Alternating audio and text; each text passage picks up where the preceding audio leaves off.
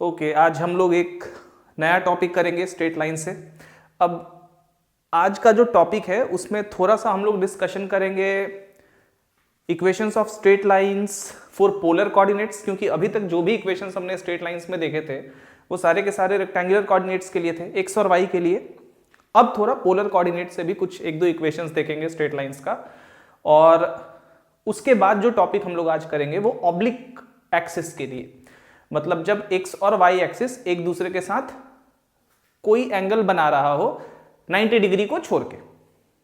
मतलब जनरली हम लोग क्या करते हैं, एक्सिस को इस तरह लेते हैं जहां एक्स और वाई एक दूसरे के साथ परपेंडिकुलर होता है, बट इस तरह का भी एक्सिस हो सकता है जहां एक्स और वाई एक दूसरे के साथ किसी एंगल ओमेगा पे इंक्लाइंड हो।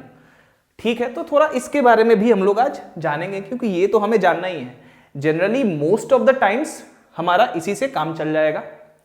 अब ये जो पर्टिकुलर केस है ये आपके शायद जेई एडवांस के सिलेबस में तो नहीं है, और ज्यादातर एग्जाम्स जो 12th बेस पे होता है उसमें शायद ये नहीं है। दैट इज ज्यादातर एग्जाम्स, ज्यादातर एंट्रेंसेस जो आप ग्रेजुएशन में एडमिशन के लिए लेते हैं मैथ्स के थ्रू, उसमें ये शायद नहीं है, बट हो सकता है कि ओलंपियाड्स में इससे रिलेटेड कुछ प्रॉब्लम्स आ जाएं, तो इसको जान लेना सही रहेगा। क्योंकि समटाइम्स अगर आप एग्जामिनेशंस देते हैं such as Indian Statistical Institute, तो वहां पे ये सब कुछ थोड़ा सा काम में आ सकता है आपके।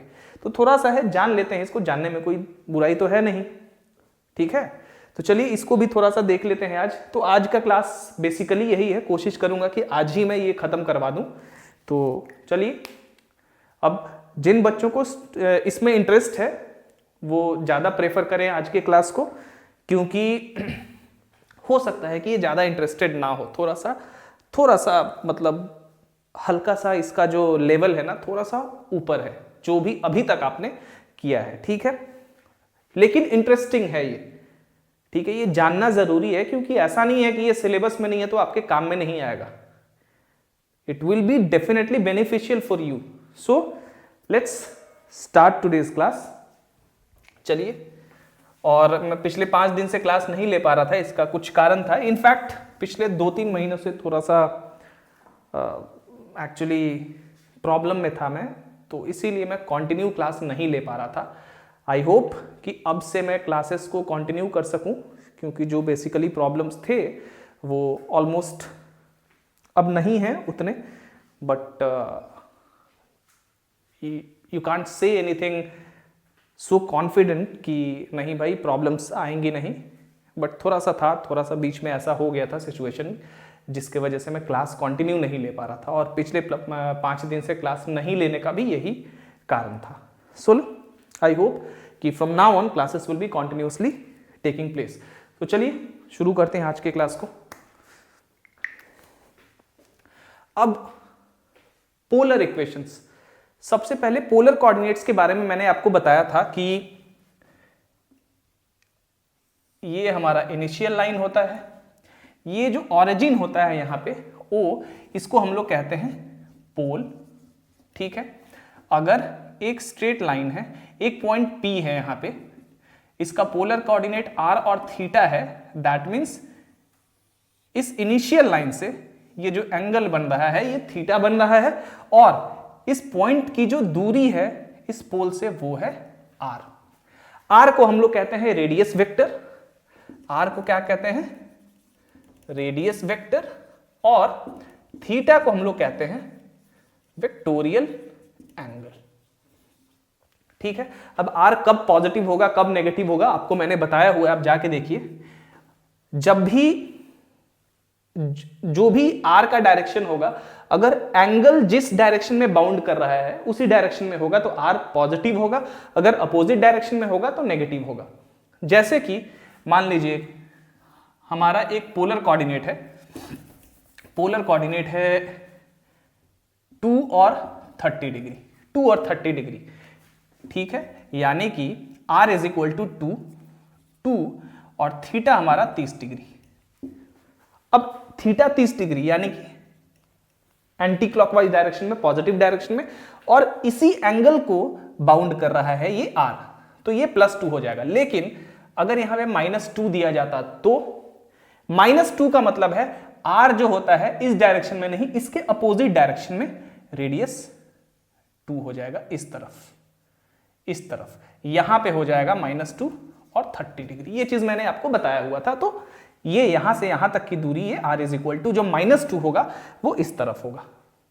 तो ये सब बेसिकली मैंने आपको बताया था, आप जाके देख सकते हैं, शुरू में ही मैंने बताया था जहां पे पोलर कोऑर्डिनेट्स मैंने आपको बताया था। चलिए अब शुरू करते हैं। सबसे पहले किसी स्ट्रेट लाइन का जनरल इक्वेशन पोलर कोऑर्डिनेट्स में क्या होता है उसके बारे में देख लेते हैं।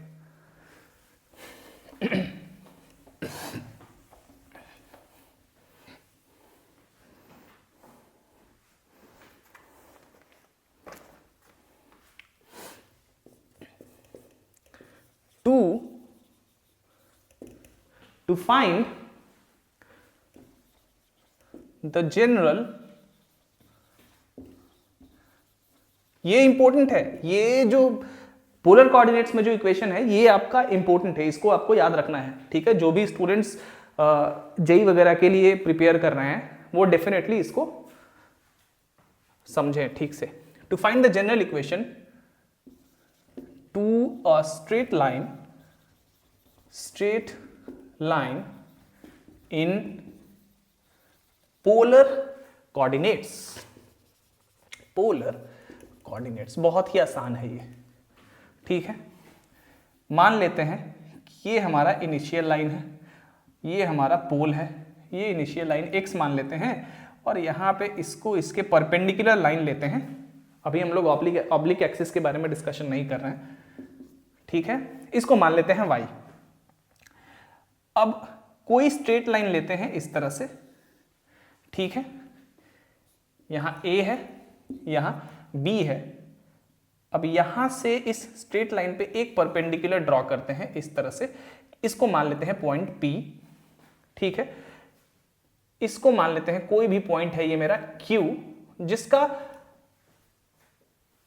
जिसका मेरा जो पोलर कोऑर्डिनेट्स है वो r एंड थीटा है। r एंड थीटा का मतलब है कि जो रेडियस वेक्टर है ये जो है थीटा एंगल बना रहा है इनिशियल लाइन से। चलिए ओके, ये है O पोल, और OP का जो डिस्टेंस है उसको मान लेते हैं स्मॉल p से हम लोग रिप्रेजेंट करते हैं। और OP जो x के साथ एंगल बना रहा है, इसको सपोज करते हैं कि ये जो एंगल है ये एंगल अल्फा है, ठीक है। सपोज एनी, चाहे A straight line AB, draw A perpendicular OP is equal to इसका लेंथ P मान लेते हैं, P ऑन AB, ठीक है। Take any point Q on AB, let the polar coordinates of Q be R and theta, ठीक है। R इसका radius vector और थीटा इसका डायरेक्शन बता रहा है, ऑब्वियस सी बात है। तो ये पोलर कोऑर्डिनेट्स हो गया, जो कि आपका वहां भी दिखाया हुआ है। अब ध्यान से देखिए जरा,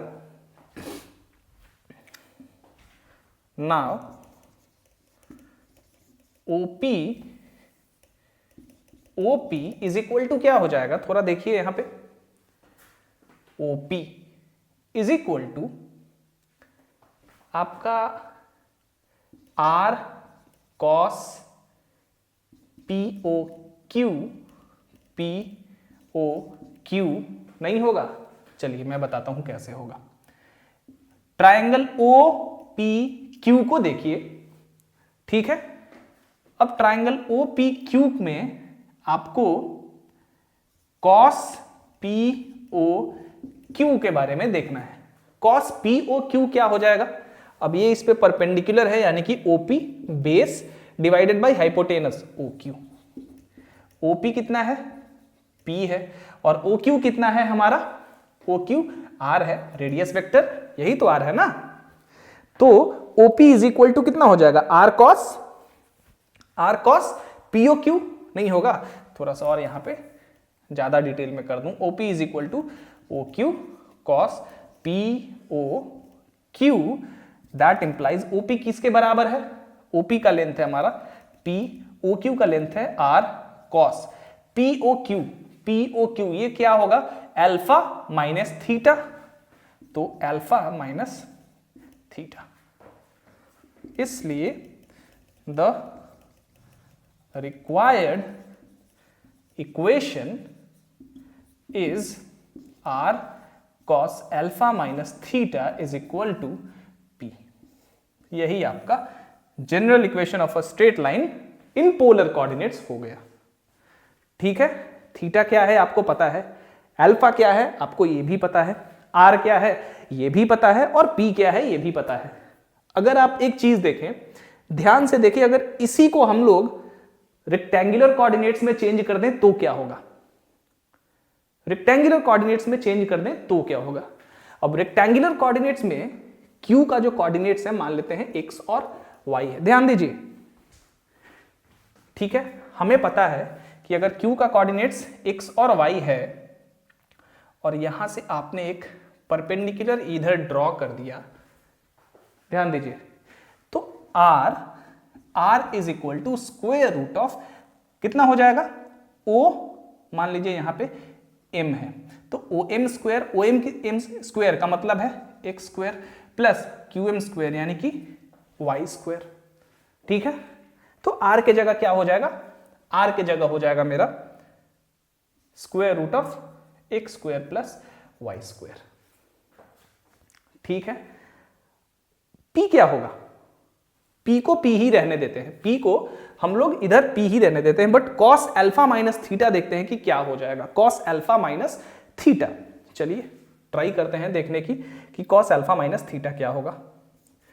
कॉस अल्फा माइनस थीटा यानी कि इस एंगल की बात हो रही है, this angle is equal to what? इस एंगल को आप क्या क्या लिख सकते हैं? सबसे पहले तो ये देखिए कि कॉस अल्फा माइनस थीटा यानी कि cos P O Q, cos P O Q, cos P O Q जैसा कि आप देख पा रहे हैं कि ओपी बाई ओ क्यू के बराबर है, ओपी बाई ओ क्यू के बराबर है। दैट मीन्स ये जो होगा ये किसके बराबर है आपका?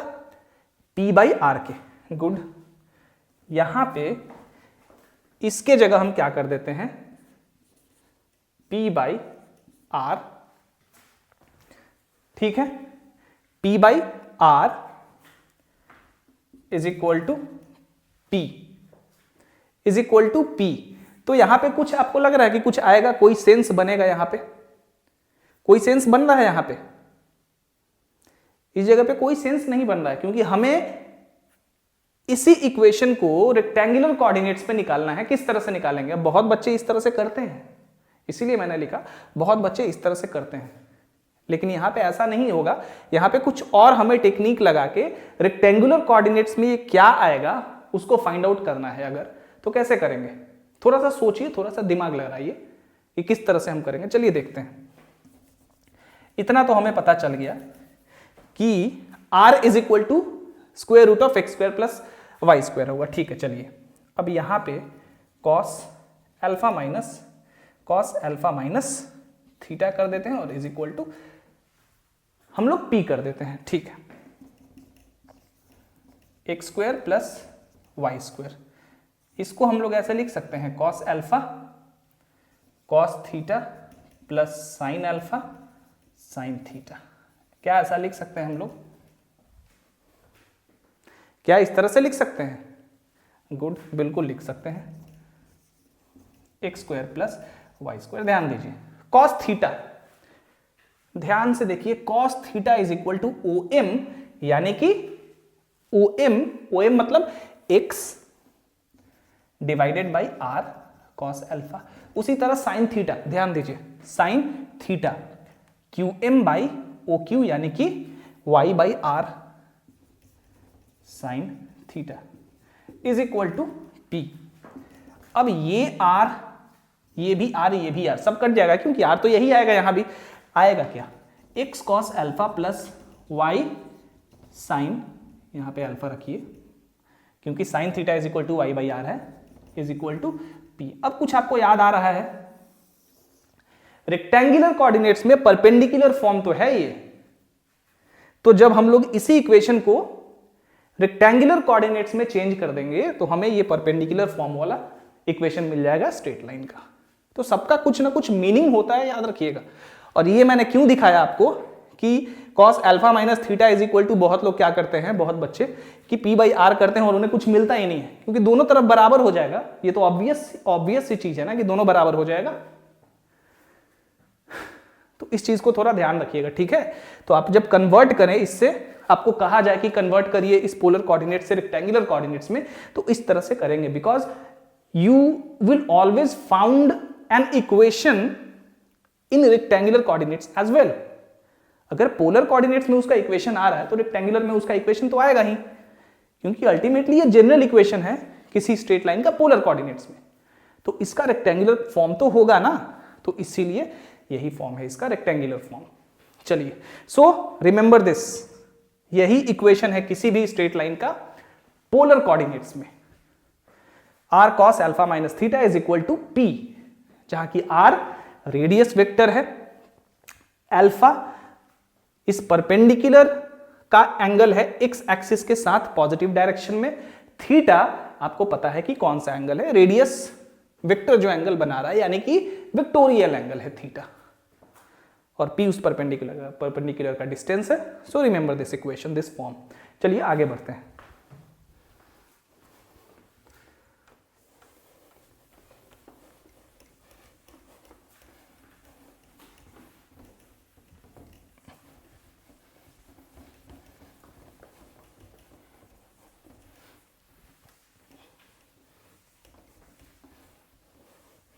चलो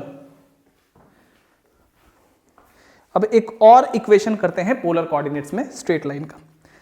अब आपने उस इक्वेशन के बारे में तो सुना होगा कि जब भी कोई स्ट्रेट लाइन किसी दो पॉइंट से होके पास करता है तो उसका क्या इक्वेशन होता है। अब अगर वो दोनों पॉइंट्स पोलर कोऑर्डिनेट्स में हो तो क्या इक्वेशन होगा उस स्ट्रेट लाइन का, that is what we are going to find out in this theorem. चलिए लिखते जाइए, to find the polar equation of the straight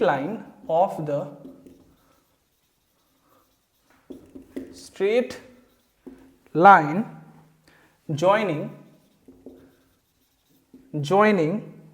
the points whose coordinates are r1 theta 1 and, अब यहां पे coordinates के जगह लिख लीजिए whose polar coordinates are r1 theta 1 and r2 theta 2। ठीक है, हमसे किसी स्ट्रेट लाइन का पोलर इक्वेशन फाइंड करने के लिए कहा जा रहा है। पोलर इक्वेशन किस केस में, जब वो पर्टिकुलर स्ट्रेट लाइन इस तरह के दो पॉइंट से होके पास कर रहा है, दोनों पॉइंट्स का पोलर कोऑर्डिनेट्स दिया हुआ है हमें। चलिए मान लेते हैं this is our pole, this is the initial line. जब पोलर इक्वेशंस की बात करते हैं ना तो हमें पोल और इनिशियल लाइन से ही मतलब रखना है, इससे कोई मतलब नहीं रखना है, बट फिर भी इसको हम लोग ड्रॉ कर देते हैं अपने सहूलियत के लिए, क्योंकि इसको जब ड्रॉ कर देंगे ना, that means after drawing this we have a rectangular axis in front of ourselves and by using it we can convert that polar equation that we are going to find out in rectangular form as well. इससे पहले वाले equation में आपने देखा कि polar general equation हमने निकाला किसी स्ट्रेट लाइन का पोलर कोऑर्डिनेट्स में पोलर इक्वेशंस के जैसा, और फिर उसको हमने कन्वर्ट किया रेक्टेंगुलर कोऑर्डिनेट सिस्टम में, ठीक है, इसीलिए इसको ड्रॉ कर देते हैं तो हमें फायदा मिलता है। बट पोलर में हमें ये पोल और इस इनिशियल लाइन से ही मतलब होता है, ठीक है। मान लेते हैं ये हमारा पोल है। सपोज कि कोई इक्वेशन है, कोई स्ट्रेट लाइन है जो कि इस तरह से होके पास कर रहा है। एक पॉइंट हमारा P है, एक पॉइंट हमारा यहां पे मान लेते हैं Q है। P का कोऑर्डिनेट r1 θ1 है और ऑब्वियसली Q का कोऑर्डिनेट r1 θ2 है। ऑब्वियसली रेडियस वेक्टर होगा, ज्वाइन करते हैं इन दोनों के रेडियस वेक्टर्स को, राइट। ऑब्वियसली ये है हमारा θ1 और ये है हमारा θ2। अब हम लोग क्या करते हैं कि एक कोई भी आर्बिट्ररी पॉइंट लेते हैं। अभी ये दोनों पॉइंट तो फिक्स्ड है ना, अब एक ऐसा मूविंग पॉइंट लेते हैं जो किसी मोमेंट पे इस स्ट्रेट लाइन पे कहीं भी है, मान लेते हैं यहां है, इसका PQ ये मान लेते हैं R, जिसका कोऑर्डिनेट है स्मॉल r और थीटा, ठीक है। ये R1 नहीं है, ये कॉमा है, ध्यान दीजिएगा थोड़ा, ठीक है। अब R, इस पॉइंट R का ये हो गया आपका रेडियस वेक्टर, तो ये एंगल कितना है हमारा थीटा, ठीक है। चलिए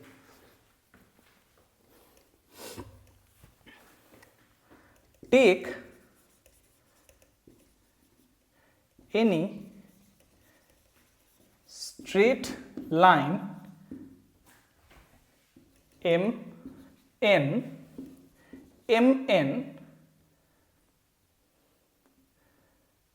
on which the 2 points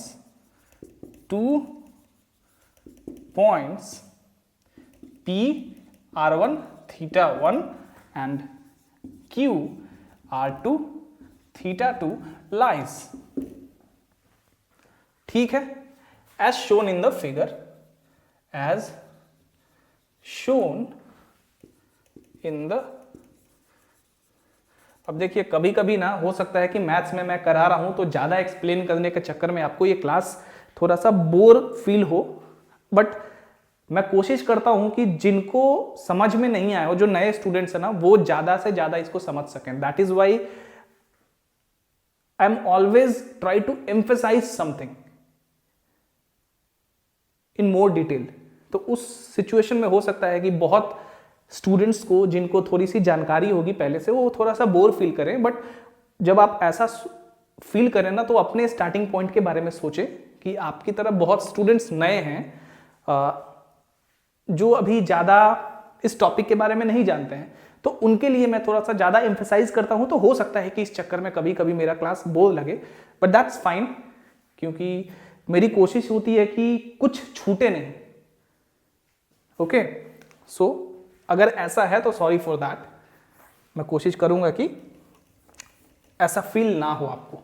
चलिए, take any straight line MN on which the 2 points, आपको दोनों पॉइंट मैंने दिखा दिया, okay. Also take an arbitrary point R on the straight line whose coordinates are theta, ठीक है। अब ध्यान दीजिए थोड़ा,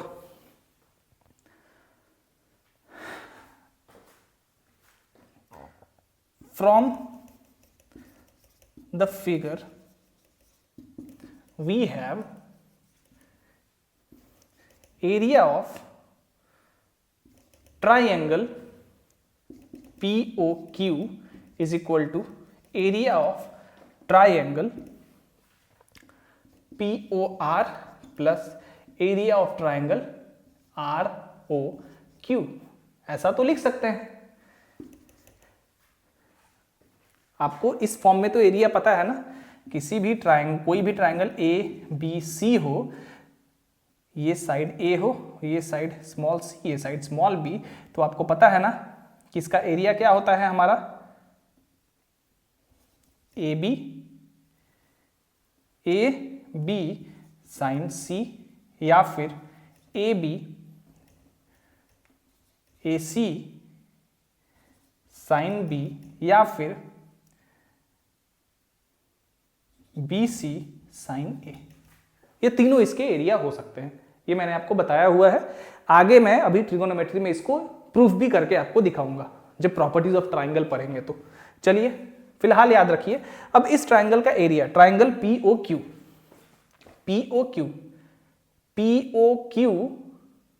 का एरिया क्या हो जाएगा, OP, ध्यान दीजिए, इसको देखिए और इसको देखिए, OP into OQ sine POQ, ठीक है, दोनों साइड का प्रोडक्ट और इन दोनों साइड के द्वारा जो एंगल बन रहा है उसका साइन, सिंपल है, याद रहेगा। Area of triangle POR, OP into OR into sine POR plus OR into OQ into sine ROQ, ठीक है। दैट इंप्लाइज OP कितना है आपका R1, OQ कितना है R2 साइन POQ, ध्यान दीजिए, θ1 में से θ2 में से θ1 घटा देंगे तो ये हो गया साइन θ1 माइनस θ2। OP कितना है आपका R1, OR है R साइन POR, मतलब थीटा में से θ1 घटा देंगे, थीटा माइनस θ1 प्लस OR यानी कि ROQ यानी कि R2 साइन ROQ मतलब θ2 में से थीटा घटा देंगे, θ2 माइनस थीटा, यही आपका फॉर्मूला हो गया, यही आपका रिक्वायर्ड इक्वेशन हो गया, फाइंड आउट हो गया equation. So this is the required equation. इसी में अगर आप डिवाइड कर दें R1 R2 से तो क्या हो जाएगा आपका, whence sin θ1 minus θ2 by R is equal to sin theta minus θ1 by R2 plus sin θ2 minus theta divided by R1, ठीक है। अब यहां याद रख सकते हैं आप, θ1 और 2 है तो नीचे R है सिर्फ, नहीं R1 नहीं R2, यहां थीटा और θ1 है तो बचा क्या 2 यानी कि R2, उसी तरह यहां R1। So this is the required equation. तो अगर कोई भी स्ट्रेट लाइन दो पॉइंट से होके पास करे जिनका पोलर कोऑर्डिनेट्स R1 θ1 और R2 θ2 है तो उस स्ट्रेट लाइन का इक्वेशन यही होगा। इसको भी आपको याद रखना चाहिए। चलिए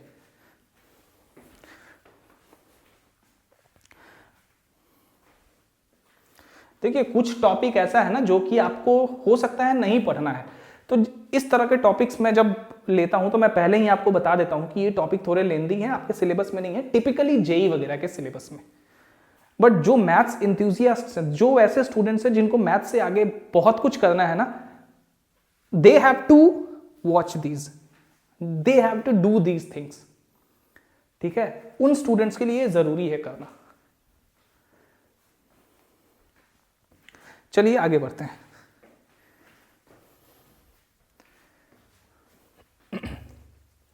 अब हम लोग ऑब्लिक एक्सिस की तरफ आ जाते हैं थोड़ा।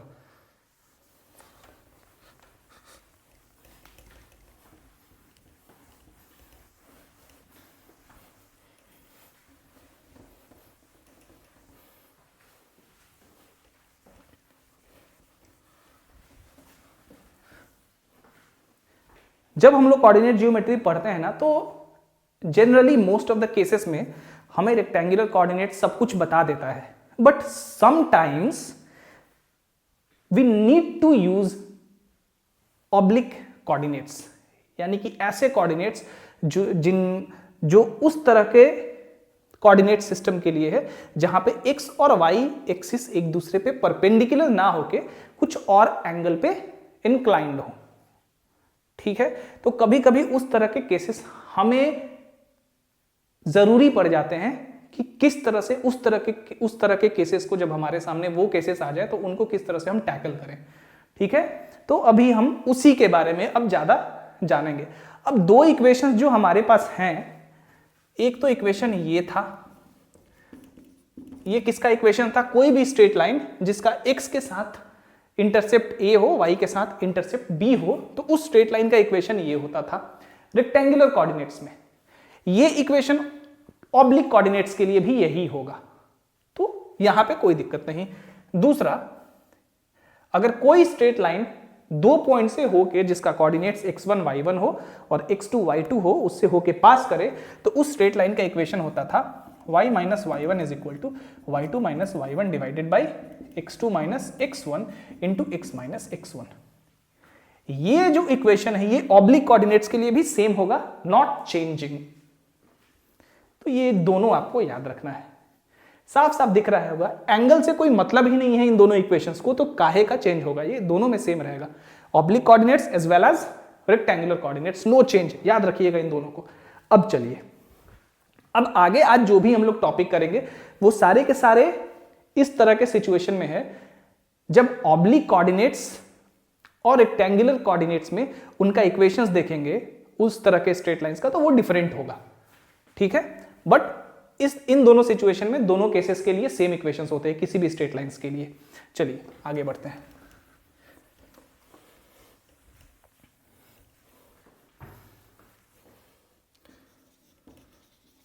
Equations of straight lines for oblique coordinates. ठीक है, चलिए सबसे पहले करते हैं कि to find the equation to a straight line, theorem 1, इसको 1 2 करके लिख दीजिए, ज्यादा नहीं है तो याद रहेगा।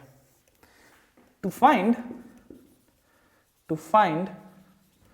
The equation to a straight line referred to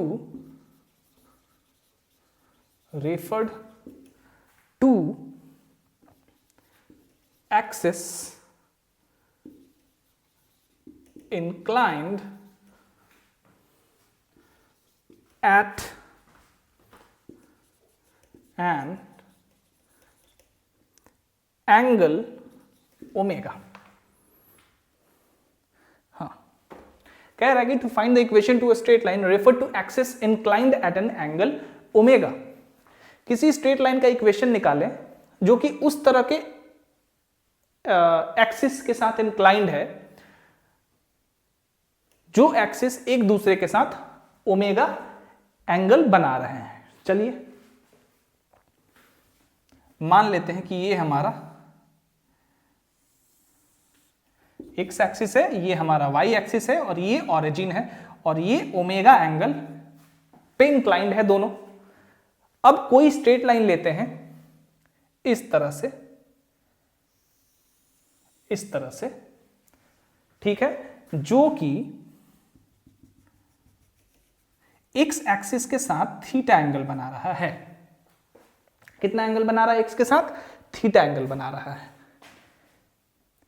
इस स्ट्रेट लाइन पे कोई भी पॉइंट लेते हैं P जिसका कोऑर्डिनेट है हमारा x और y। मान लेते हैं y को ये इस पॉइंट C पे कट कर रहा है और OC की जो दूरी है वो है हमारे पास स्मॉल c। ओके, यहां से y के पैरेलल एक लाइन खींचते हैं हम लोग। ठीक है, y के पैरेलल हमने क्या किया, एक लाइन खींचा, PM, यहां पे n रख देते हैं। चलिए,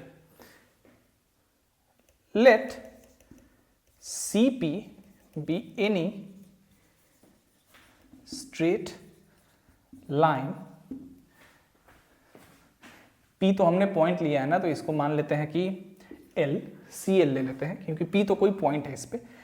late CL be any straight line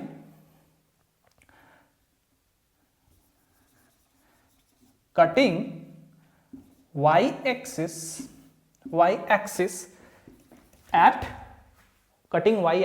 at C such that OC is equal to C, small c। ठीक है, चलिए, take any point P on the line CL, let x and y be the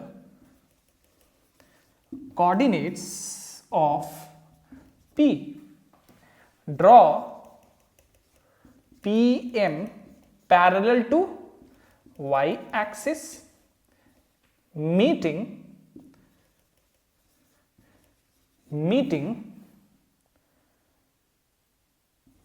a line through C parallel to x axis in N।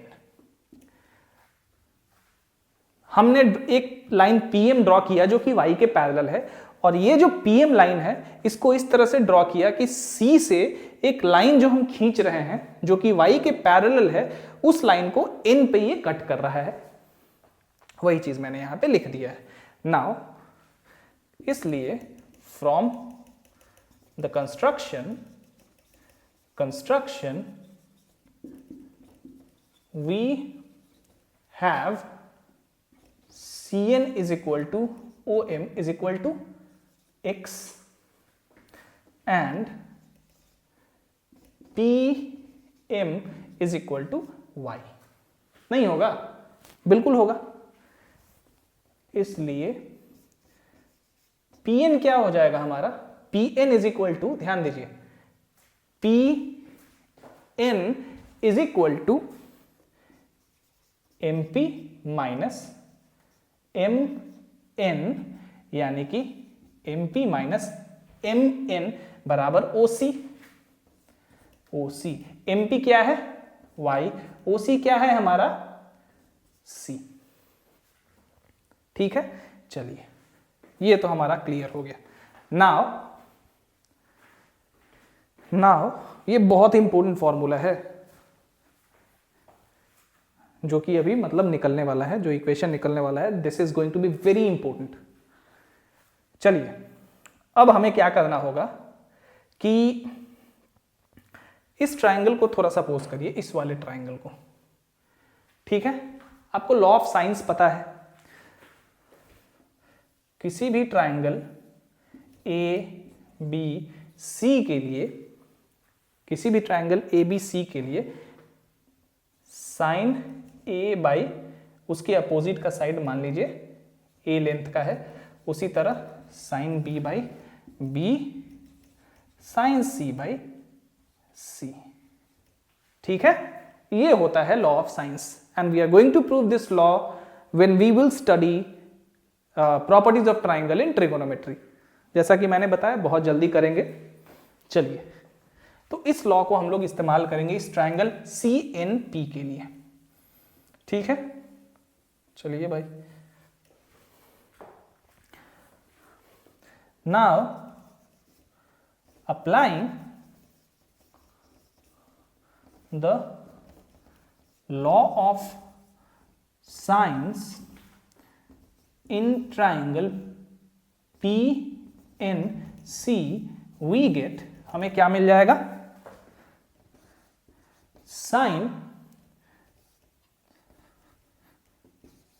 Sign theta by sine theta, इसके opposite Pn is equal to, उसके बाद हमारा इस angle को अगर देखें ध्यान से तो ये एंगल कितना होगा थोड़ा बताइए मुझे।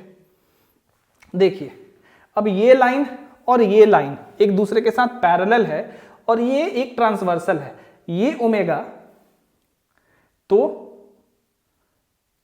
ये भी ओमेगा होगा कि नहीं होगा ओमेगा? चलिए बिल्कुल ओमेगा होगा। नाउ अगर ये वाला एंगल हम देखें तो कितना होगा, थोड़ा ध्यान से देखिए। ये पूरा ओमेगा होगा, ये पूरा ओमेगा होगा, ठीक है।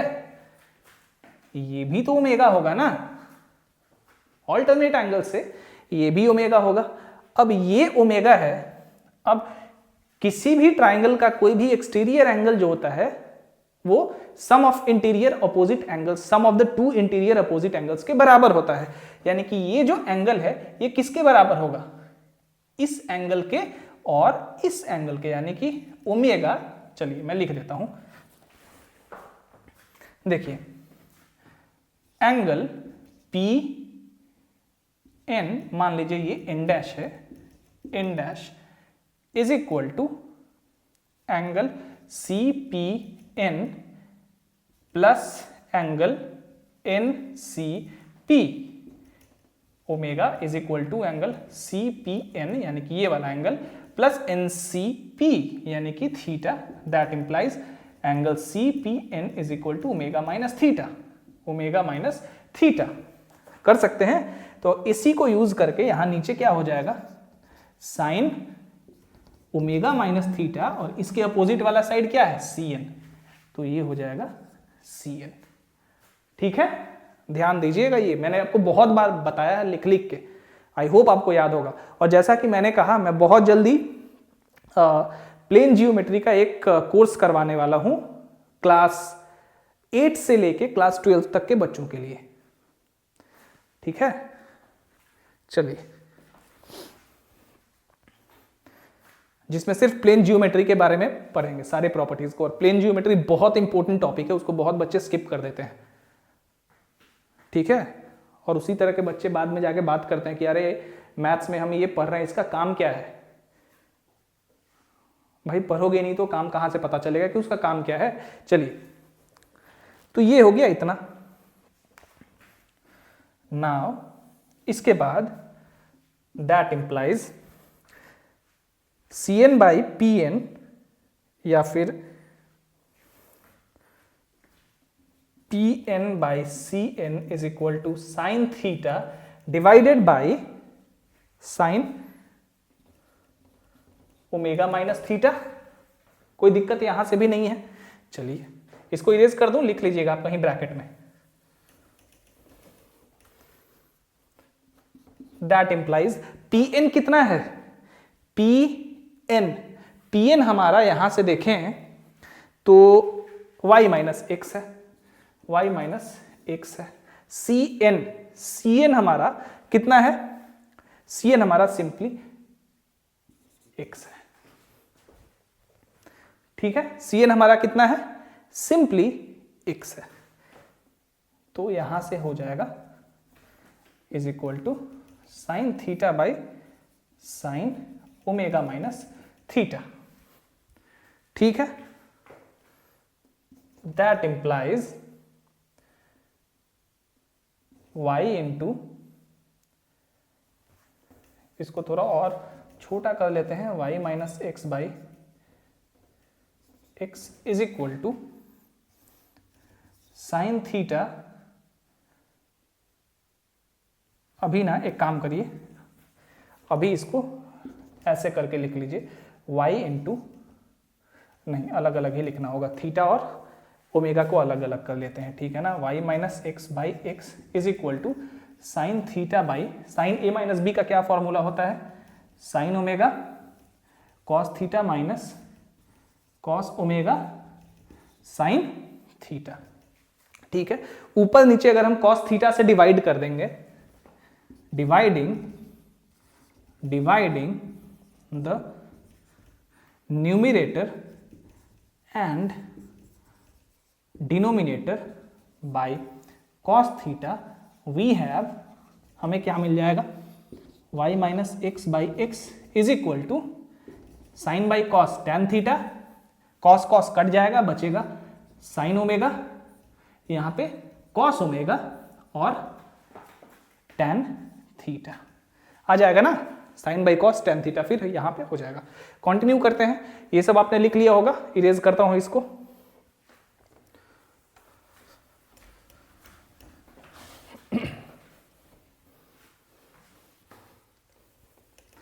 ओके, दैट इंप्लाइज, अब एक साथ करते हैं, y into sine omega minus y into cos omega tan theta minus x sine omega plus x cos omega tan theta is equal to x tan theta. यहां से हो जाएगा हमारा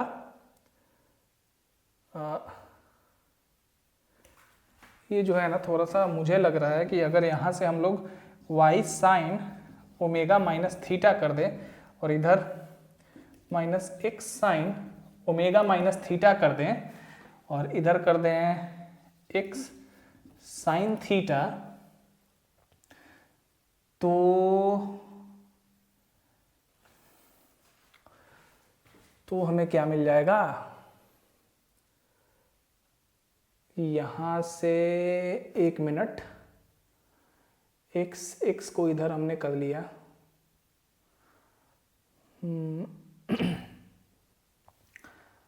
यहां पे हमने ये कर लिया, ठीक है। अगर हम लोग x साइन थीटा y को एक तरफ कर लें,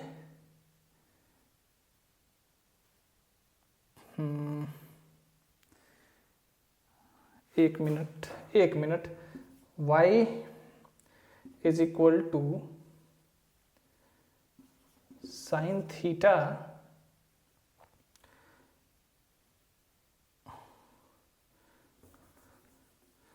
y माइनस एक्स है नीचे,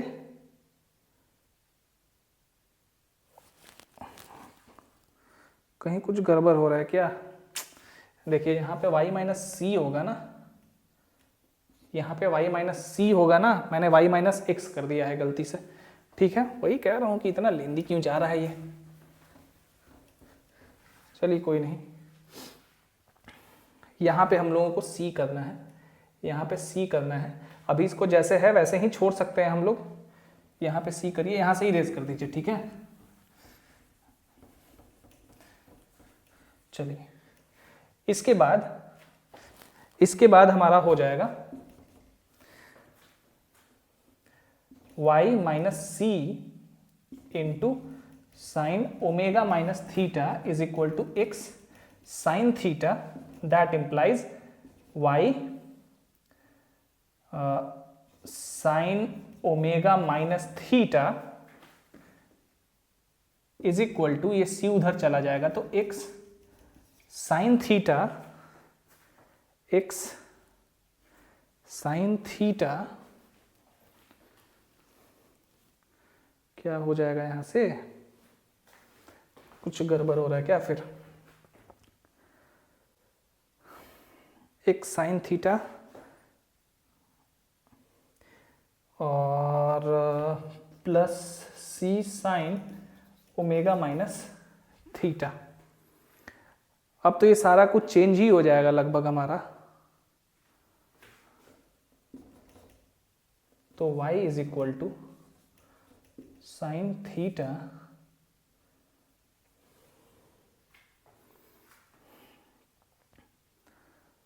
नहीं,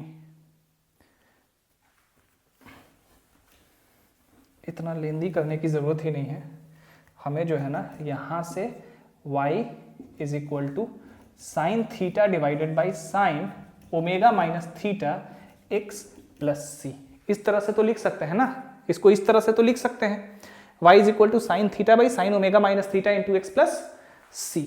अब चलिए, अब अगर इसको हम लोग ध्यान से देखें तो ये y is equal to m x plus c के फॉर्म जैसा नहीं लग रहा है, y is equal to m x plus c. Comparing by comparing this equation to y is equal to mx plus c, we have m is equal to क्या आ रहा है आपका sin theta by sine omega minus theta. अब वो वाला form हम लगा सकते हैं यहां पे, sin theta divided by sine omega cos theta, sine A minus B का form minus cos omega sine theta. ऊपर नीचे हमने साइन कॉस थीटा से डिवाइड कर दिया तो हमें मिल गया tan theta divided by sine omega minus cos omega tan theta. m आपको इतना मिल गया। अब क्या करते हैं हम लोग, अब देखिए, अब इस लाइन का स्लोप तो हमेशा यही होगा tan थीटा, तो tan थीटा जब अगर निकालेंगे तो हमें इस लाइन का स्लोप मिलेगा।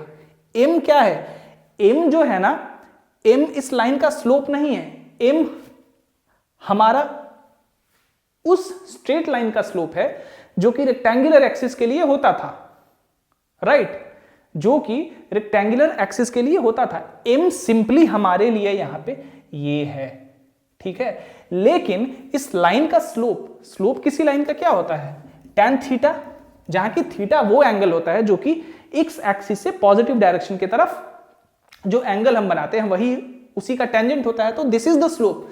तो हमें इस लाइन का जो स्लोप निकालना होगा वो कैसे निकालना होगा, जब tan थीटा को अलग करेंगे, जो tan थीटा का वैल्यू आएगा वही तो हमारा स्लोप होगा ना। तो tan थीटा का वैल्यू सबसे पहले यहां से निकालते हैं। इसको इरेज कर लीजिए, इसको इरेज कर लेते हैं पहले। चलिए,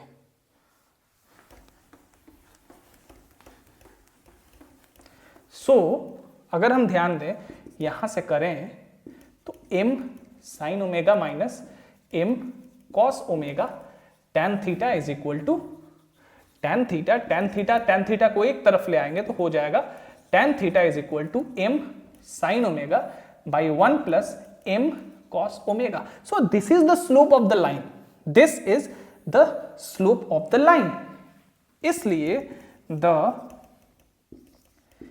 equation to any straight, ये नहीं, इक्वेशन तो हमारा ये वाला हो गया, इक्वेशन तो आपका ये हो गया, this is the required equation, ठीक है। इक्वेशन आपका यहीं पे आ गया, ठीक है, इक्वेशन जो आपका है ये आ गया, इक्वेशन इज दिस। बट आपका जो m है इसके लिए जो स्लोप है वो ये पूरा है, ठीक है, वो ये पूरा है, लेकिन अल्टीमेटली स्लोप क्या होता है, tan थीटा। तो जो टेंजेंट होगा इसका जो स्लोप होगा इस लाइन का वो क्या होगा हमारा, इसलिए द स्ट्रेट लाइन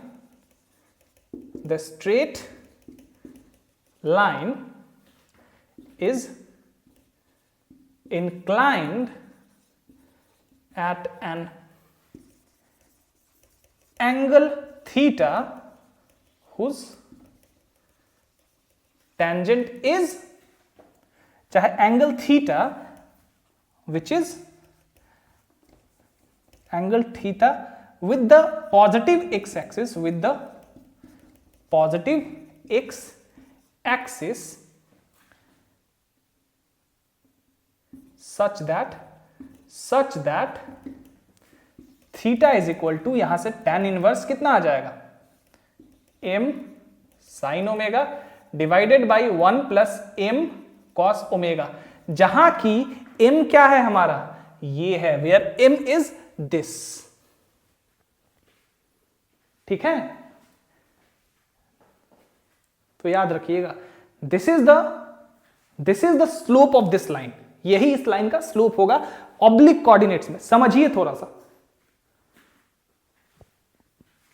ये इस लाइन का स्लोप होगा ऑब्लिक कोऑर्डिनेट्स में, तो इसको आपको समझना जरूरी है। अब एक क्वेश्चन मैं छोटा सा लूंगा, उसमें आप देखेंगे कि मैं क्या कहना चाह रहा हूं। इतना आपको समझ में आया होगा। अब y is equal to m x plus c, ये इक्वेशन तो हो गया। अगर आपको थीटा पता है, ओमेगा पता है और c का वैल्यू पता है, यानी कि y से जो इंटरसेप्ट है लाइन का, तो आप आसानी से फाइंड आउट कर लेंगे, नो प्रॉब्लम एट ऑल। लेकिन अगर आपसे पूछा जाए कि इस केस में इसका स्लोप फाइंड करिए इस लाइन का, यानी कि इस लाइन का टेंजेंट फाइंड, उस एंगल का टेंजेंट फाइंड करिए इस लाइन के लिए जो ये लाइन पॉजिटिव एक्स एक्सिस से बना रहा है, तो उसका टेंजेंट ये होगा। This is the slope of this line, ठीक है। This is the tangent of this angle theta. अब एक छोटा सा प्रॉब्लम कंसीडर करते हैं हम लोग, फिर वहां पे आप आसानी से समझ जाएंगे। इक्वेशन आपको याद रहेगा ये, ठीक है। यहां पे y माइनस सी होता है, मैंने गलती से y माइनस एक्स लिख दिया था, उसीलिए थोड़ा सा कंफ्यूजन हो गया बीच में। चलिए कोई नहीं, ठीक है। मैथ्स है, मैथ्स में अगर कंफ्यूजन ना हो, थोड़ा सा काट कूट ना हो तो मजा नहीं आता है। चलिए आगे बढ़ते हैं। अब देखिए थोड़ा,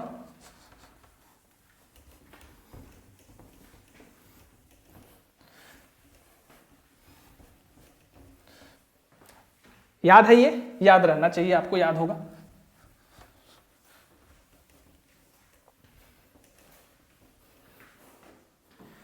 अब देखिए ध्यान से, अगर आपको एक क्वेश्चन दिया जाए कि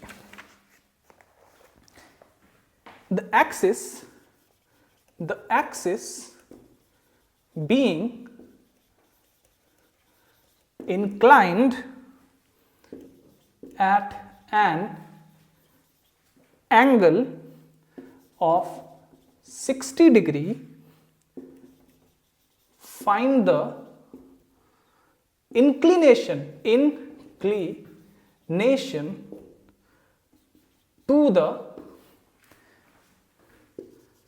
axis of x of the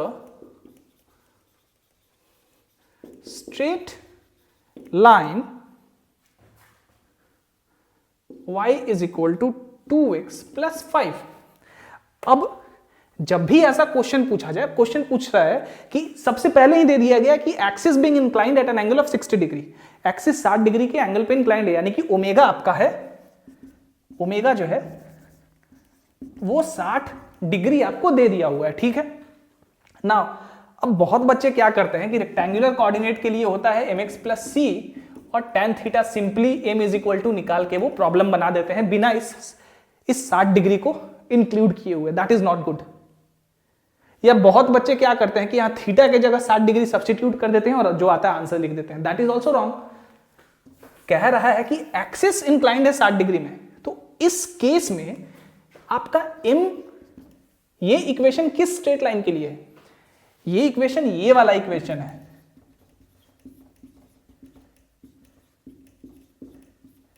theta into what? Sine theta ही था ना यहां पे, साइन। जब भी कंफ्यूजन होना तो बना के देख लिया करिए, ठीक है। यहां पे, हाँ, यहां पे हमारा sine theta, y is equal to sine theta by sine omega minus theta into x plus c. ये इस इक्वेशन की बात कर रहा है, तो m यहां पे ये चीज है, ये चीज के बारे में बात किया जा रहा है। तो ऑब्लिक कोऑर्डिनेट्स के लिए स्ट्रेट लाइन का इक्वेशन तो ये होगा, ठीक है। c ऑफ कोर्स आपको पता है, थीटा आपको पता है, ओमेगा आपको पता है, आप निकाल लेंगे इक्वेशन। नाउ अब यहां पे ये जो 2 है, m जो है, ये बेसिकली ये चीज दिया हुआ है, और इसी चीज से हमने क्या किया था, निकाला था कि tan theta is equal to what? tan theta is equal to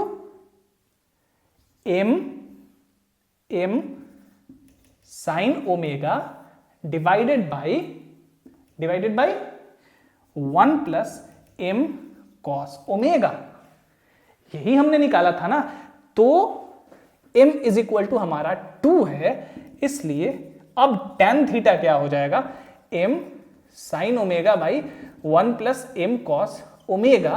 m कितना है आपका 2, sin ओमेगा यानी कि sin 60 degree divided by 1 plus m again 2 into cos 60 degree, 2 into sine 60 degree √3/2 divided by 1 plus 2 into cos 60 degree 1/2, so √3/2। इसलिए theta is equal to tan inverse √3/2। This is the required angle, this is your required answer. ठीक है, तो याद रखिएगा इस चीज को। तो थोड़ा सा इसको मैं डिटेल में आपको लिख देता हूं ताकि याद रहे इस इक्वेशन के बारे में और इस एंगल के बारे में। चलिए देखिए, इस चीज को नोट करिए। सो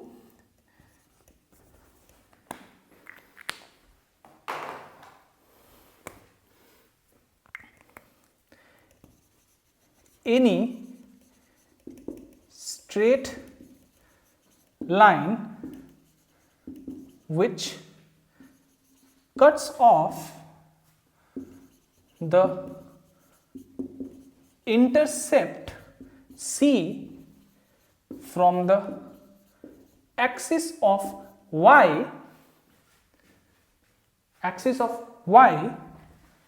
and inclined at an angle theta with the positive x axis and the axis of coordinates are inclined at an angle theta,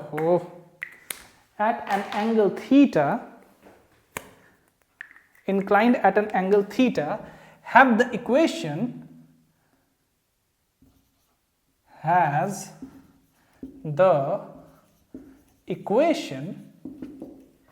क्या हो जाता है equation, y is equal to sine theta by sine omega minus theta x plus c, y के साथ intercept है, इसी को आप लिख सकते हैं इज इक्वल टू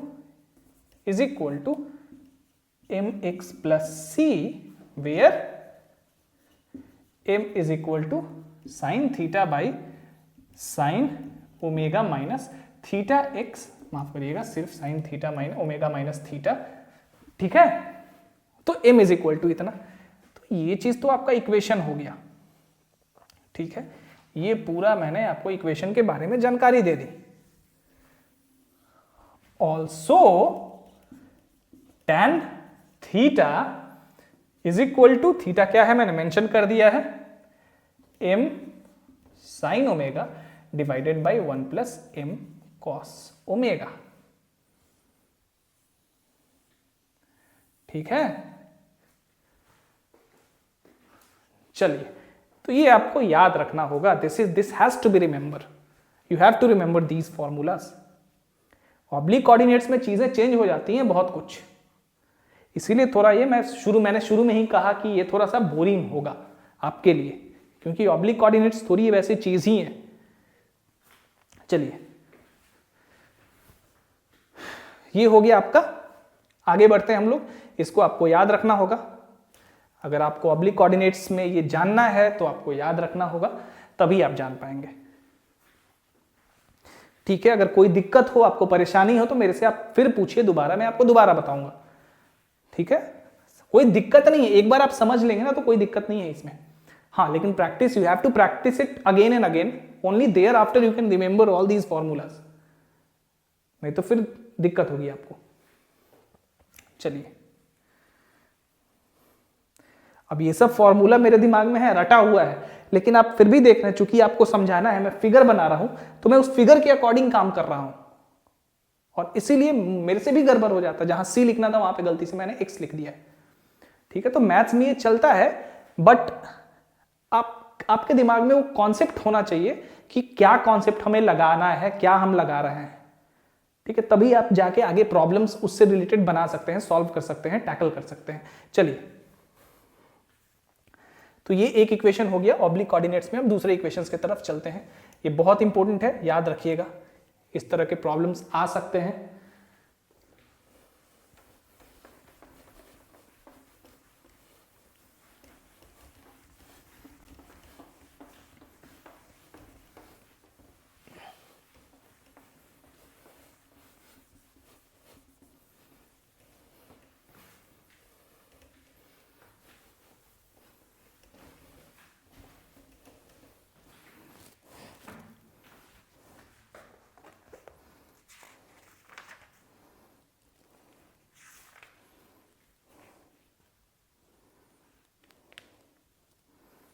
इसको इस तरह से भी लिख लीजिए, यहां पे अच्छे से लिखा हुआ है, इन oblique coordinates, in oblique coordinates the equation y is equal to mx plus c represents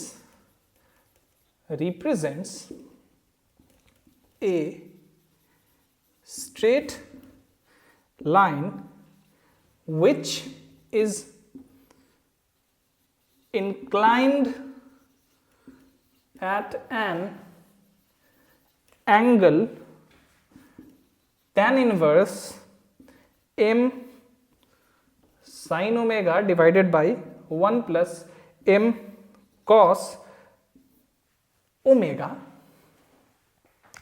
to the axis of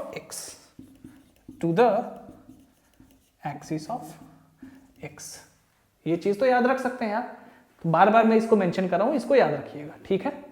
oblique coordinates में इसका मतलब यही होता है, ठीक है।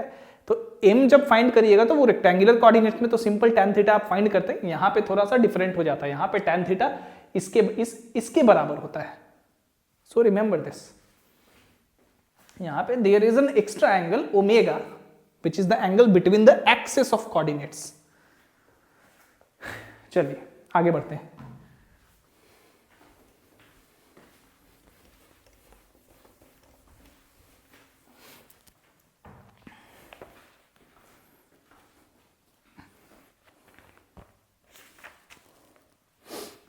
ये देखिए, ये बढ़िया है। द एक्सिस बीइंग ऑब्लिक, ये थ्योरम 2 कर लीजिए इसको,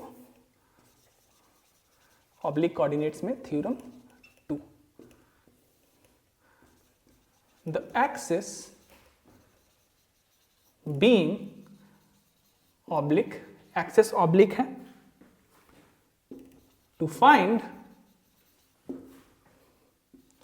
the equation to the, इसको फाइंड करना बहुत आसान है, to the straight line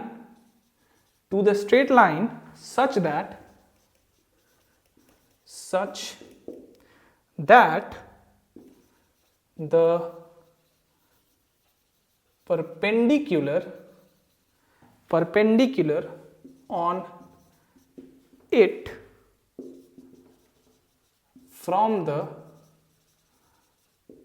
origin is of length p and makes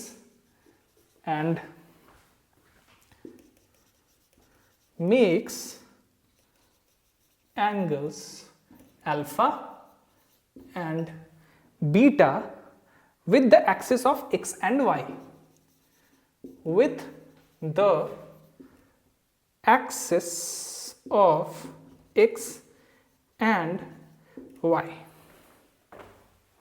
चलिए, कह रहा है कि द एक्सिस बीइंग ऑब्लिक, मतलब किसी एंगल पे इंक्लाइंड है, परपेंडिकुलर नहीं है दोनों, to find the equation to the straight line such that the perpendicular on it from the origin is of length p and makes angles alpha and beta with the axis of x। चलिए देखते हैं, ये मान लेते हैं हमारा y axis, ये हमारा एक्स एक्सिस है, ये कोई स्ट्रेट लाइन है, ठीक है, ऑब्लिक एक्सिस है, ये एक्स है, ये वाई है।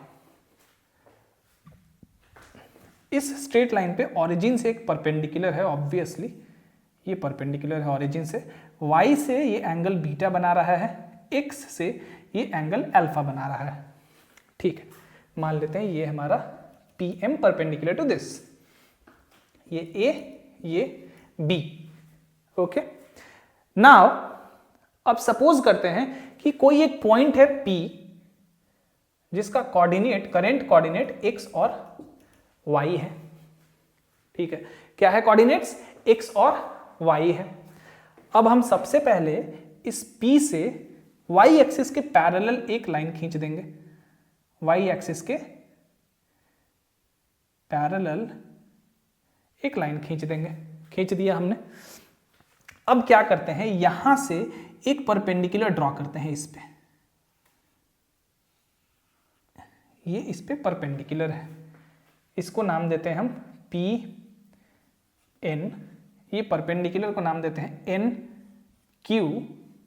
और एक काम करते हैं, इस एम क्यू के पैरेलल यहां पे एक लाइन खींचते हैं, यानी कि ये भी इसके पे परपेंडिकुलर होगा। अब ध्यान दीजिए, थोड़ा बहुत ध्यान देने वाली चीज है ये।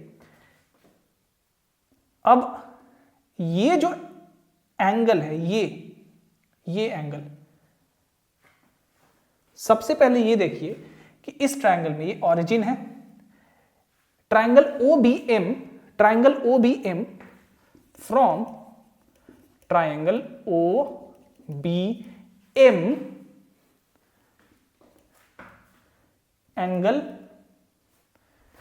ये मान लीजिए इधर यहां तक गया है, इसको हम लोग कुछ नाम दे देते हैं एल। तो angle O B L is equal to कितना होगा? 90 प्लस बीटा। 90 इस ट्राइंगल का एक एक्सटीरियर एंगल अपने दोनों इंटीरियर एंगल्स के सम के बराबर होता है, अपने अपोजिट वाले दोनों इंटीरियर एंगल्स के, यानी कि इसके और इसके सम के बराबर होगा। ये मैंने बार बार बताया है, अभी थोड़ी देर पहले भी मैंने इसका यूज किया था। तो यहां से क्या हो जाएगा, ये एंगल आपका कितना आ गया? 90 minus beta, 90 plus beta. That means ये, अब ये लाइन, सबसे पहले थोड़ा कंस्ट्रक्शन लिख देते हैं, ठीक है। Let A B the given line and OM is the perpendicular from the origin to AB, ठीक है, such that OM is equal to P, जो कि दिया भी हुआ है। नाउ अब ये परपेंडिकुलर y से बीटा और x से अल्फा एंगल बना रहा है, जैसा कि यहां पे मेंशन्ड है, यहां पे जैसा कि मेंशन्ड है। Now take any point P जिसका कोऑर्डिनेट x और y है and draw Pn parallel to y axis. Draw N Q perpendicular to O M and P, इसको आर रख लीजिए, P R perpendicular to N Q. कोई दिक्कत नहीं है। चलिए भाई, इसलिए P N is equal to X coordinate, माफ करिएगा Y, P N is equal to क्या हो जाएगा? y and ON is equal to x। यहां तक तो आपको कोई दिक्कत ही नहीं होनी चाहिए, ठीक है। चलिए नाउ अब यहां पे ये एंगल देखिए 90 माइनस 90 प्लस बीटा हो। क्लियरली एंगल, अब देखिए पीएन और वाई एक्सिस पैरेलल है और ये ए और बी ट्रांसवर्सल है जो कि पी पे भी टच कर रहा है और यहाँ पे वाई को बी पे टच कर रहा है, यानी कि ये जो एंगल है ये वाला, ये एंगल इस पूरे एंगल के बराबर है, नहीं होगा ऑल्टरनेट एंगल से। इसका मतलब, और ये हमारा 90 डिग्री है क्योंकि ये पी आर और ये ओ एम दोनों पैरेलल हैं, क्योंकि अल्टीमेटली पी आर परपेंडिकुलर है एन क्यू पे, तो पी आर जो होगा ओ एम के पैरेलल भी होगा। अब ये चूंकि दोनों पैरेलल हैं तो ये इस पे 90 है तो ये भी इस पे 90 होगा। दैट मीन्स ये पूरा एंगल किसके बराबर है, 90 प्लस बीटा के बराबर है, जैसा कि मैंने कहा। तो ये एंगल सिर्फ कितना हो जाएगा, बीटा के बराबर होगा, नहीं होगा। Angle L P N is equal to angle O B L is equal to 90 plus beta, alternate angle से, इसलिए angle R P N is equal to angle R P N is equal to कितना हो जाएगा, 90 plus beta minus 90, यानी कि beta नहीं होगा जी,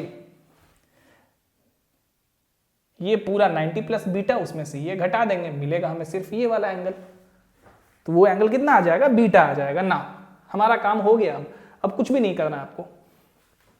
now ध्यान से देखिए,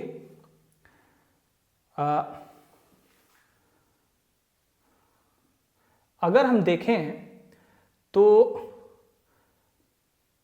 ओ एम इज इक्वल टू कितना हो जाएगा, O Q plus Q M, नहीं होगा, ओ क्यू। इस ट्रायंगल में अगर हम झांकेंगे, इस ट्रायंगल में, तो देखेंगे कि cos alpha is equal to O Q by O N हो रहा है, नहीं हो रहा है। दैट मीन्स ओ क्यू कितना है मेरा, ओ क्यू कितना भी हो क्या फर्क पड़ता है, यहां से हम लिख सकते हैं O Q is equal to O N cos alpha, तो ओ क्यू को लिख सकते हैं O N cos alpha plus Q M को हम पी आर नहीं लिख सकते हैं क्योंकि पी आर के बराबर होगा, तो O N cos alpha plus P R. अगर हम लोग इस ट्रायंगल में देखें तो साइन बीटा, यानी कि ये जो एंगल है ये किसके बराबर होगा, साइन बीटा जो है किसके बराबर होगा, ध्यान दीजिए, N are,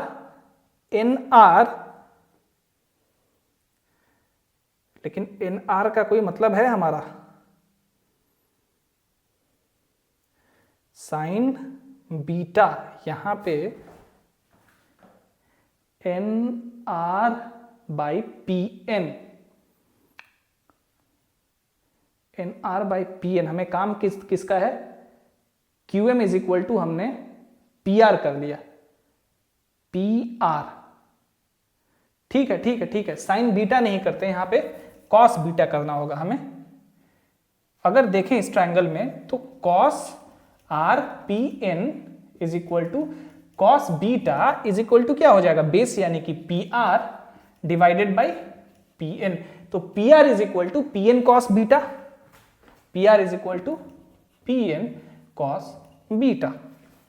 that implies O M किसके बराबर है, P के बराबर है, दिया हुआ है, is equal to O N आपको पता है कि x है, यहां से साफ साफ फिगर से भी पता चल रहा है, cos alpha plus P N आपको पता है कि y cos बीटा है whence the required equation is क्या हो जाएगा हमारा x cos alpha plus y cos beta is equal to p। ठीक है, यही हमारा इस स्ट्रेट लाइन का इक्वेशन हो गया।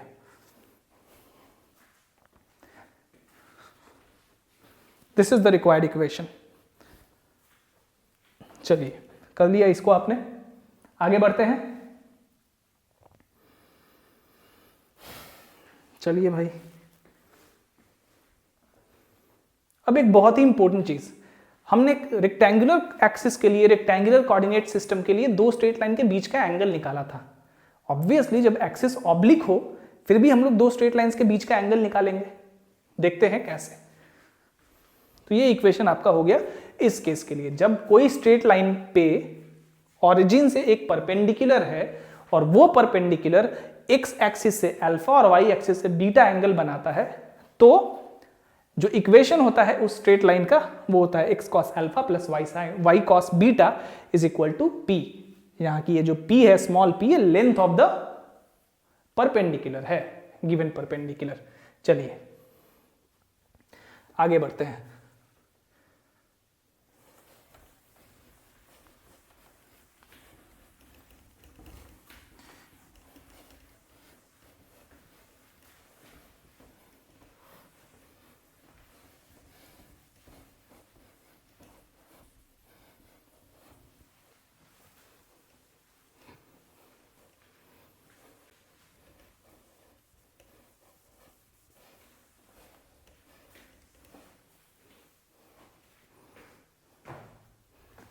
वेरी इंपॉर्टेंट, बहुत इंपॉर्टेंट है ये।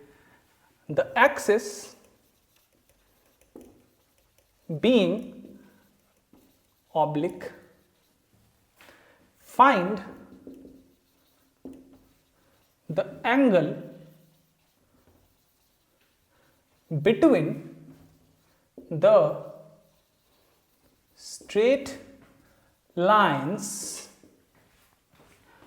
y is equal to mx plus c and y is equal to m dash x plus c dash। आपको पता होना चाहिए कि m और m dash यहां पे क्या है। ठीक है, चलिए देखते हैं। इसको थोड़ा यहां पे बढ़ा देते हैं x को। मान लीजिए ये इस तरह से स्ट्रेट लाइन है एक, ये एक स्ट्रेट लाइन इस तरह से है। ठीक है, ये मेरा थीटा है, ये ओमेगा पे एक्सिस दोनों इंक्लाइंड है, एक्स वाई, ये ओरिजिन है, और ये मेरा थीटा डैश है मान लेते हैं। इसके लिए ये जो स्ट्रेट लाइन है इसको मान लेते हैं हम लोग y is equal to m dash x plus c dash. ये जो स्ट्रेट लाइन है इसका इक्वेशन है y is equal to m x plus c. कोई दिक्कत है नहीं, अब सब कुछ मैंने दिखा दिया है क्लियरली। यहां से शुरू कर रहा हूं।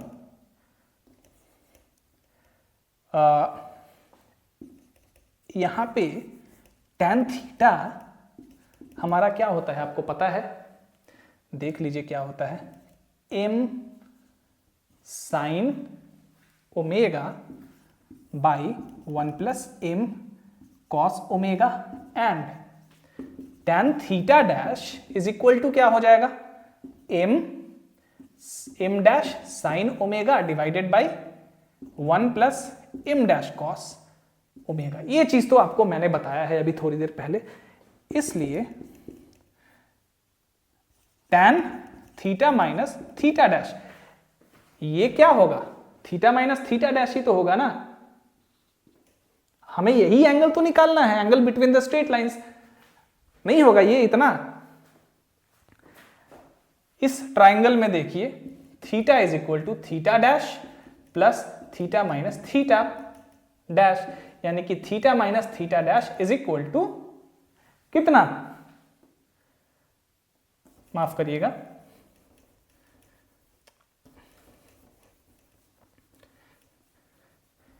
ये एंगल बराबर कितना होगा, मान लीजिए ये एंगल हमारा कुछ ए है, तो ए बराबर थीटा माइनस थीटा डैश नहीं होगा,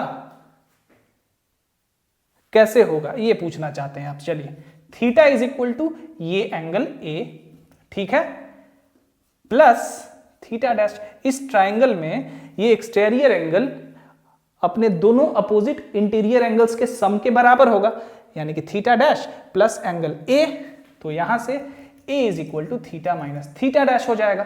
तो ए कितना आ गया, थीटा माइनस थीटा डैश। वही तो एंगल बिटवीन स्ट्रेट लाइंस क्या हो गया, थीटा माइनस थीटा डैश। अब इसका मैंने टेंजेंट लिया तो क्या हो जाएगा, tan theta minus tan theta dash divided by 1 plus tan theta dash. tan theta कितना है, m sine omega divided by 1 plus m cos omega minus m dash sine omega divided by 1 plus m dash cos omega divided by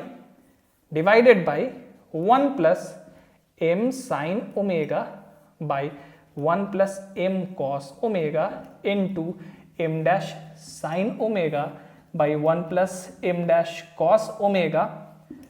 अब LCM लेंगे, ऊपर कितना आ जाएगा, m plus m dash sine omega cos omega minus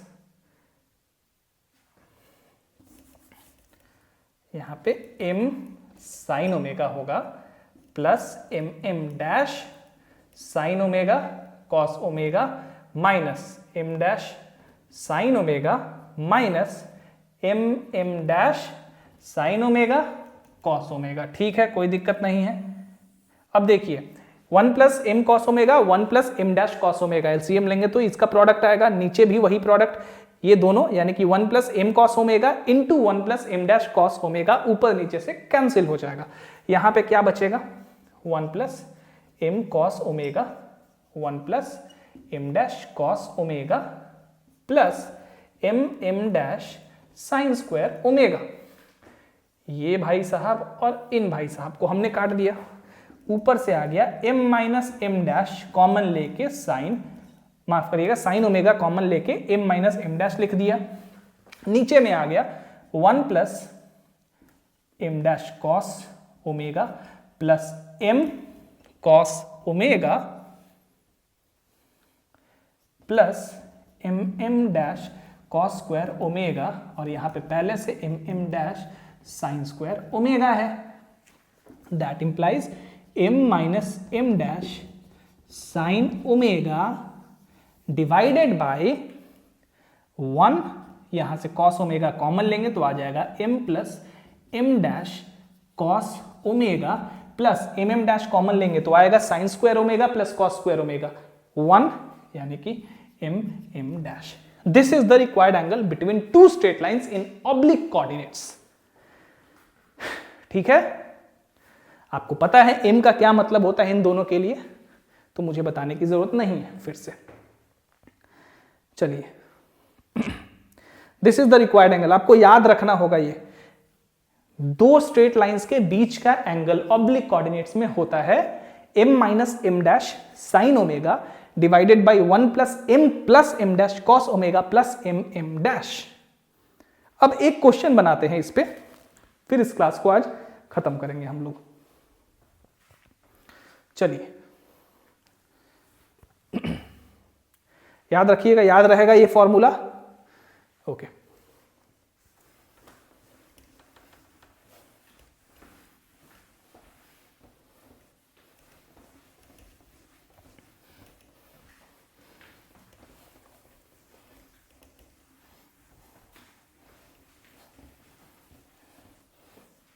formula क्या था,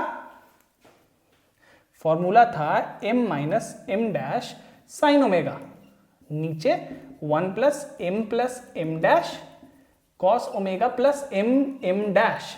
याद रहेगा, इसी तरह लिख लिख के याद करिए, याद हो जाएगा। ठीक है, ओके, एक प्रॉब्लम है, बनाते हैं इसको।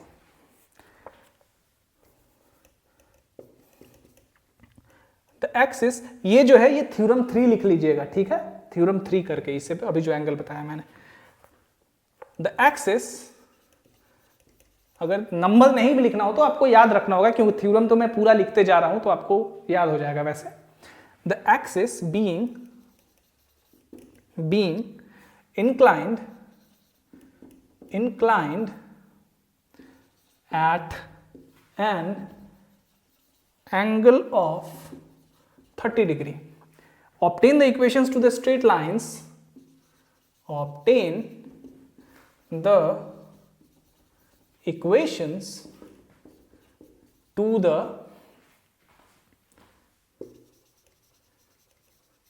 straight lines which pass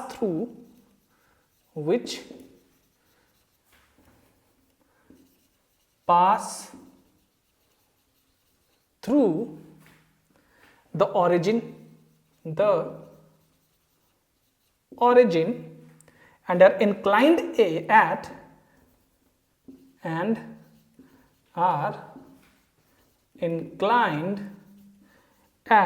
45 degrees to the straight line x plus y is equal to 1। कह रहा है कि एक्सिस ऑफ कोऑर्डिनेट्स 30 डिग्री पे इंक्लाइंड है, ओमेगा 30 डिग्री है।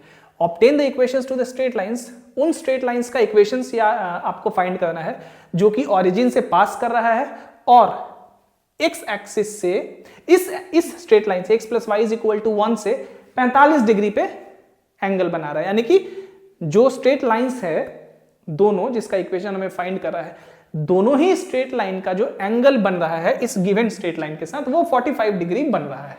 ओके, कोई दिक्कत नहीं है। सबसे पहले तो स्ट्रेट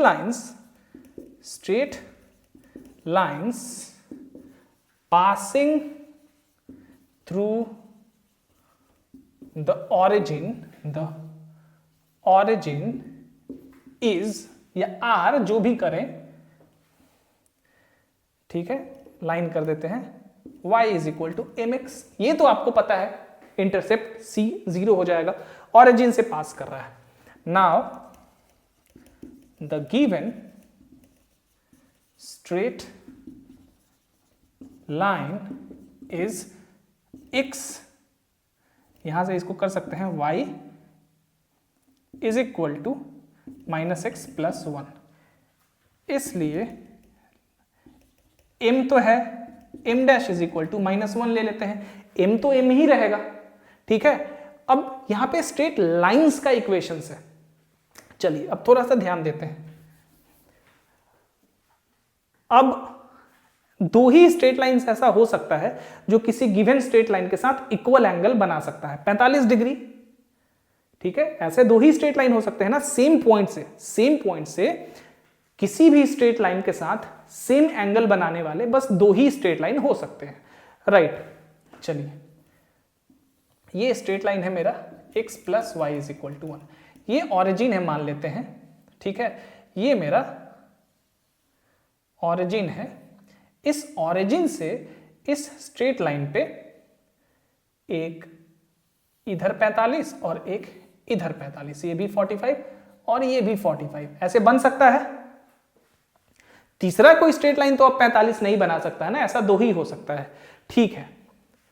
मान लेते हैं कि इन दोनों ही स्ट्रेट लाइन का इक्वेशन यही होगा, ठीक है। लेकिन अब यहां पे एक कैच है थोड़ा छोटा सा। अब कह रहा है कि जो एंगल बिटवीन स्ट्रेट लाइन से, अब इसका और इसका एंगल 45, इस स्ट्रेट लाइन और इस स्ट्रेट लाइन का एंगल भी 45। अब tan थीटा 45 है, मतलब दोनों के बीच का, यानी कि जो angle between the straight line है वो है 45 डिग्री। सबसे पहले इस लाइन को और इस लाइन को कंसीडर करते हैं, ठीक है। चलिए अगर इसको कंसीडर करेंगे, इस वाले स्ट्रेट लाइन को और इस वाले स्ट्रेट लाइन को, और ये फॉर्मूला लगाएंगे हम कि tan 45 डिग्रीज यानी कि दोनों के बीच का एंगल, ध्यान से देखिए, इज इक्वल टू क्या होता है, m minus m dash into sine omega divided by 1 plus m dash cos omega plus m m dash, right. ठीक है, ये हो गया इस वाले स्ट्रेट लाइन का और ये गिवन स्ट्रेट लाइन के बीच का एंगल जो दिया गया है उसके साथ ये फॉर्मूला। अगर इसका भी तो 45 डिग्री ही बन रहा है तो क्या इसके लिए भी हम यही लिखेंगे, sine omega divided by 1 plus m dash cos omega plus m m dash. क्या इसके लिए भी हम यही चीज लिखेंगे? तब दो अलग अलग स्ट्रेट लाइन तो हो ही नहीं सकेगा। अब ये भी सेम ये भी सेम, ऐसा तो हो नहीं सकता है। इसीलिए भाई अब अगर ऐसा सिचुएशन है तो एक जगह tan 45 डिग्री है और एक जगह tan -45 डिग्री है, एक जगह प्लस लेंगे एक जगह माइनस लेंगे, तभी ऐसा संभव है कि ये दोनों अलग अलग स्ट्रेट लाइन बनेगा, राइट। तो जब भी इस तरह का प्रॉब्लम दिया गया हो, देयरफॉर हमारा दोनों के बीच का एंगल क्या है, 45 डिग्री। इधर यहां पे दो लाइंस है, ये m का दो वैल्यू ऑटोमेटिकली आएगा हमारे लिए, ठीक है, बट एक प्लस आएगा एक माइनस आएगा, तो वो हमें खुद से सिलेक्ट करना होगा। क्योंकि देख सकते हैं यार, अगर यहां माइनस रहेगा एक, दोनों में से कोई भी एक माइनस तो रहेगा, क्योंकि 45 डिग्री तो बना रहा है दोनों के साथ। तो इसका तो ये मतलब तो है नहीं कतई कि भाई दोनों स्ट्रेट लाइन सेम हो जाए, तब तो एक ही स्ट्रेट लाइन होगा। बट यहाँ पे बात हो रही है कि हमें फाइंड करना है स्ट्रेट लाइंस के इक्वेशंस को, प्लूरल है यहाँ पे, और डेफिनेटली दो ऐसे स्ट्रेट लाइंस होंगे किसी सेम पॉइंट से, यहाँ पे ओरिजिन है वो सेम पॉइंट, जो कि इस गिवन स्ट्रेट लाइन के साथ 45 डिग्री बना सकते हैं। और वो तभी संभव है जब एक tan 45 हो और दूसरा -tan 45 हो भाई, ठीक है। तो हम क्या करेंगे कि अब दोनों स्ट्रेट लाइन के बीच का क्या है फॉर्मूला एंगल के, वो है tan ±tan 45 degree is equal to m -m dash into sine omega divided by 1 plus m dash cos omega plus m dash. अब टेकिंग द अपर साइन यानी कि प्लस साइन, वी हैव, हमें क्या मिलेगा, 1 is equal to m कितना है हमें नहीं पता है, m कितना है, माइनस m डैश तो हमारे पास -1 है, तो ये हो जाएगा +1, और साइन ओमेगा यानी कि साइन 30 डिग्री, ओमेगा 30 डिग्री के बराबर है, 1 plus m -1 into cos 30 degree plus यहां -m हो जाएगा क्योंकि m डैश -1 के बराबर है।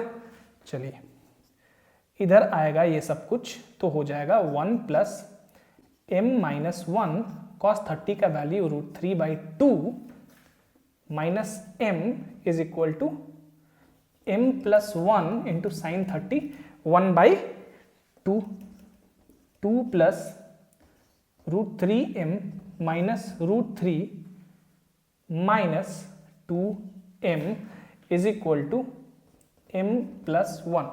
नहीं हो जाएगा? चलिए हो जाएगा।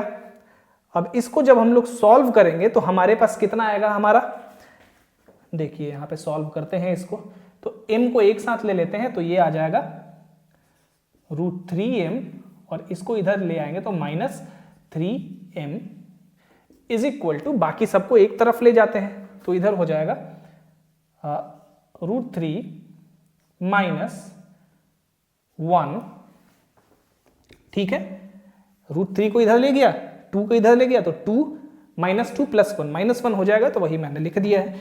यहां से अगर √3 हम कॉमन ले ले, √3 कॉमन ले ले, √3m कॉमन ले ले, तो हमारा आ जाएगा कितना,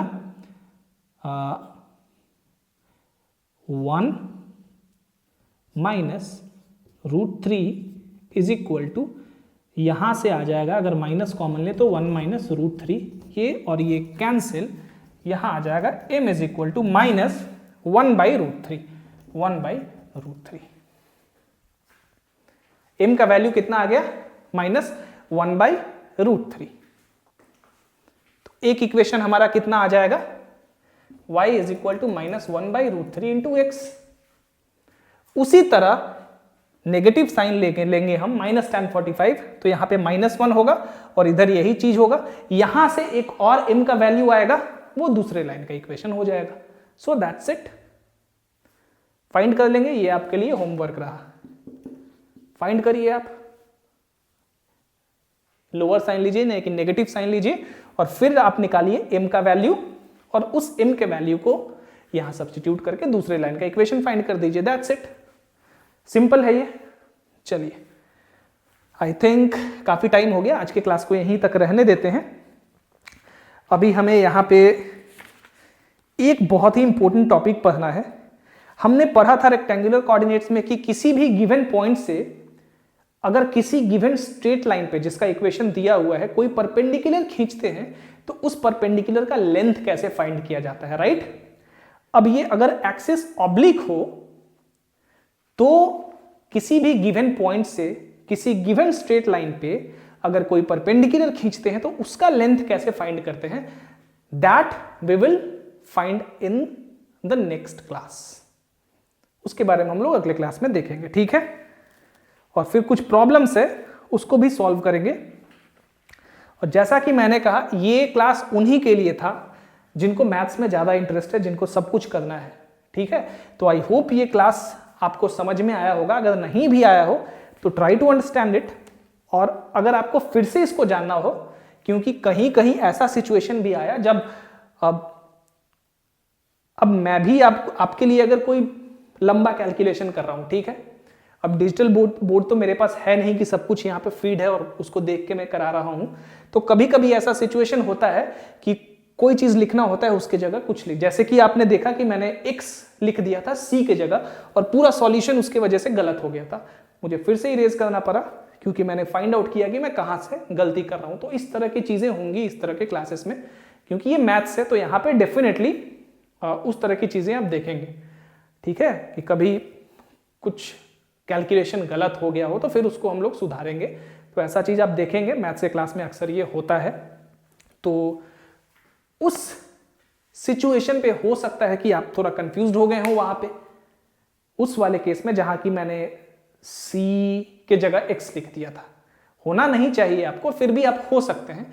अगर कोई भी कंफ्यूजन हो आज के किसी भी टॉपिक में तो आप मेरे से दोबारा पूछिए। I will definitely discuss that particular topic for you in detail again. अगर फिर नहीं है फिर पूछिए, मैं फिर से आपको समझाऊंगा। फिर नहीं है फिर पूछिए, I will definitely explain you everything, ठीक है। So that's it for today and see you in the next class। अब मैं कोशिश करूंगा कि क्लास रेगुलर हो, जैसा कि मैंने आपको शुरू में ही बताया कि थोड़ा 2-3 महीने से प्रॉब्लम चल रहा था मेरे साथ, तो इसलिए मैं रेगुलर क्लास नहीं ले पा रहा था। इसी कारण पिछले 5 दिन से भी मैं क्लास नहीं ले पा रहा था। But I hope the things will be all right from now on and the classes will be taking place continuously from now on. So that's it for today. Thank you. See you in the next lecture, in the next class.